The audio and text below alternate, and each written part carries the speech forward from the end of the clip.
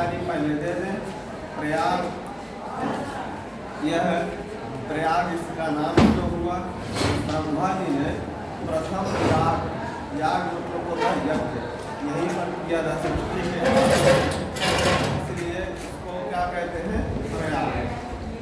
इस पाठ को ही पढ़ते हैं, जो मैं जानकारी देना चाहता हूँ वही पाठ में भी है, इसलिए सीधे हम पाठ को ही पढ़ते हैं। भारतवर्षस्य उत्तर प्रदेश राज्य प्रयागस्य विशिष्टं स्थानम् अस्ति। भारतवर्ष के उत्तर प्रदेश राज्य में प्रयाग का विशिष्ट स्थान है। अत्र ब्रह्मणः प्रकृष्ट याग करणात् अस्य नाम प्रयागः अभवत्। यहाँ सृष्टि के आरंभ में ब्रह्मा जी ने पहला याग किया था, इसलिए इसका नाम क्या पड़ा, प्रयाग पड़ा। गंगा यमुनयोः संगमे शीतजले स्नात्वा जनाः विगतकल्मषाः भवन्ति। गंगा और यमुना का यहाँ संगम है। तीसरी नदी सरस्वती भी है, लेकिन सरस्वती नदी विलुप्त है, दिखाई नहीं देती है, ऐसा लोगों का मानना है। तो गंगा और यमुना का जो जल है, जहाँ एक से अधिक नदियाँ मिलती हैं, उसको क्या कहते हैं, संगम कहते हैं। यहाँ गंगा और यमुना दो नदियाँ दिखाई देती हैं स्पष्टतया।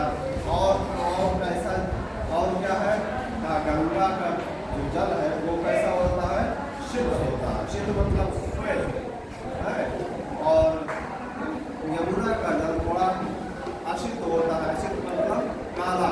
गंगा और यमुना के जल शुद्ध और अशुद्ध जल में स्नान करके लोग विगत कल्मषाः भवन्ति, अर्थात पाप रहित हो जाते हैं, ऐसा जनानां विश्वासः, ऐसा लोगों का विश्वास है। कहते हैं प्रयागराज गंगा जी स्नान कर लो तो पाप रहित हो जाओगे, ऐसा लोगों की आस्था है, ऐसा लोगों का मानना है। अमायां पौर्णमास्यां संक्रांतौ च स्नानार्थिनां अत्र महान सम्मर्दः भवति। अमावस्या के दिन और पूर्णमासी के दिन यहाँ स्नानार्थियों की महान सम्मर्दः मतलब भीड़ होती है, बहुत सा ज़्यादा भीड़ होती है। प्रतिवर्ष मकरम करते सूर्य, प्रतिवर्ष जब मकर राशि में सूर्य देव आते हैं तो माघ का महीना होता है, और उस माघ मास में अनेक लक्षाः जनाः, कई लाख लोग आकर के अत्र आयान्ति, यहाँ आते हैं। और मास एकम उषित्वा, एक महीना रुक करके संगमस्य पवित्रेण जलेन, संगम के पवित्र जल में स्नान करके विदुषां महात्मनां च उपदेशामृतेन, विद्वानों और महात्माओं के उपदेशामृत से अपने आप को आत्मानं पावयन्ति, अपने आप को पवित्र करते हैं। ऐसा प्रतिवर्ष माघ के महीने में होता है कि जाते हैं लोग, एक वर्ष में एक महीना वहाँ प्रवास करते हैं। कुटिया भी बनती है, वहाँ सबको अलाट होती है कुटिया, उसके बाद वहाँ रहते हैं, कहीं न कहीं कथा होती रहती है। तो सवेरे स्नान किए, भगवान का भजन किए, कथा सुनने गए तो कथा महात्माओं के कथाओं को भी पान करते हैं। अस्मिन् एव पर्वणि महाराजा श्रीहर्षः प्रतिवर्षम् अत्रागत्य सर्वस्वमेव याचकेभ्यो दत्त्वा मेघैव पुनः स्वराजधानीं प्रत्यगच्छत्।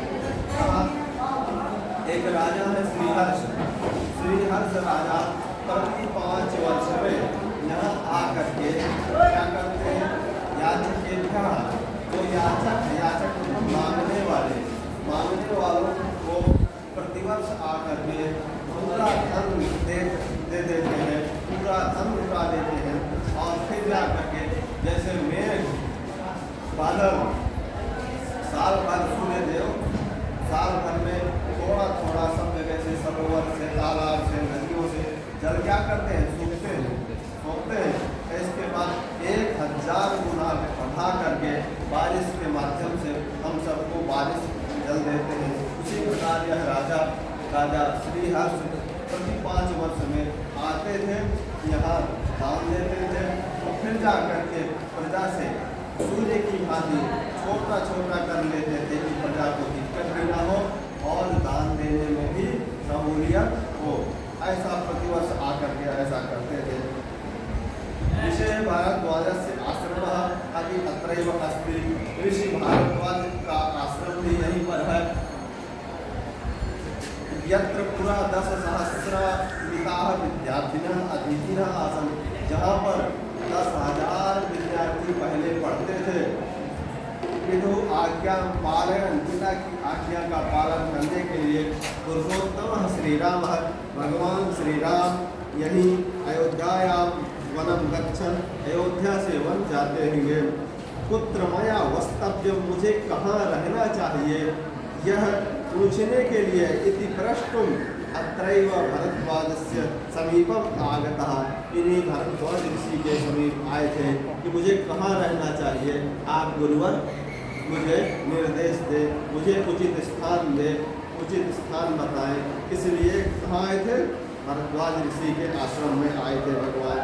तो भरद्वाज ऋषि ने कहाँ बताया था? का चित्रकूटमेव वन्निवास योग्यम उचितम स्थानम, का चित्रकूट ही है आपके निवास करने योग्य एक स्थान, जहाँ आप जो है जा करके रह सकते हैं। इति तेन आदिष्टः रामः, इस प्रकार आदेश पालन करके भगवान श्री राम सीतया लक्ष्मणेन च सह, सीता और लक्ष्मण जी के साथ सह चित्रकूटम अगच्छत्, भगवान श्री राम लक्ष्मण और सीता के साथ चित्रकूट को गए। पुरा वत्स नामकम एकम समृद्धम राज्यम आसीत्, पुरा प्राचीन काल में वत्स नामक एक समृद्ध राज्य था। अस्य राजधानी कौशाम्बी, इसकी राजधानी क्या थी? कौशाम्बी थी। इतः नाति दूर, अर्थात चित्रकूट से अधिक दूर नहीं थी, चित्रकूट के समीप ही थी।